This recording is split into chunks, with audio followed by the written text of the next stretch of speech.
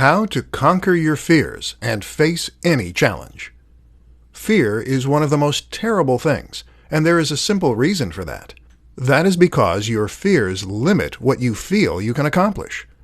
Your fears prevent you from doing the things you want to do. They make you second-guess yourself, and they prevent you from taking chances. That, in turn, means that fears put restrictions on you, and they go as far as to limit your freedom.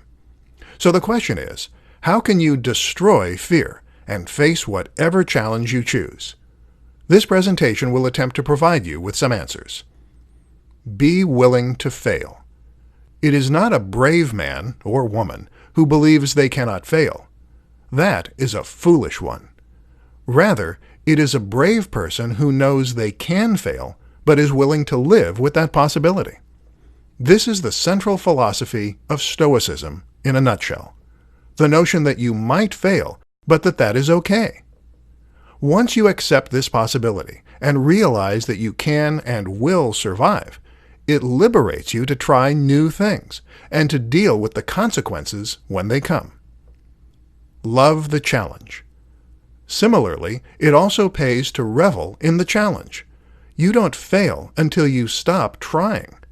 In the meantime, everything else is just another challenge, another obstacle. Think how dull life would be if everything were easy.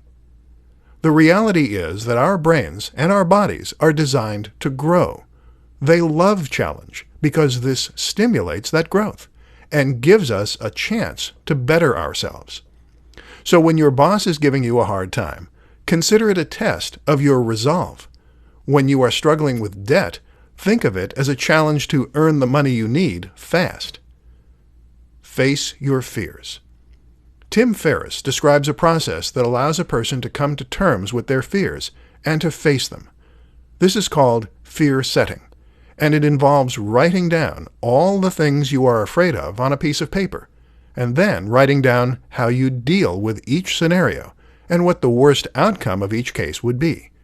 So, if you are afraid of changing jobs, then maybe your fear stems from the fact that you might not like the new job, or that you might not be able to do it.